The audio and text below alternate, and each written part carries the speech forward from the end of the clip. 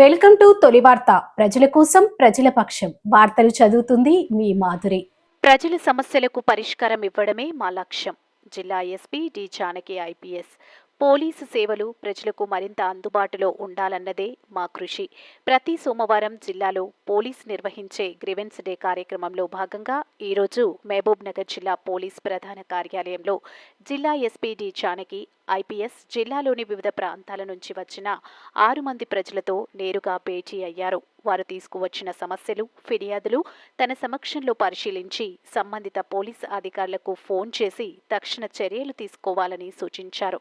Police వ్యవస్థపై ప్రజల్లో నమ్మకం పెరిగేలా చర్యలు తీసుకోవాలని స్టేషన్కు వచ్చే ప్రతి ఫిర్యాదుదారుడిని మర్యాదగా ఆదరిస్తూ వారి వినతులను పూర్తిగా విన్న తర్వాత అవసరమైతే వెంటనే ఎఫ్ఐఆర్ నమోదు చేయాలని సూచించారు.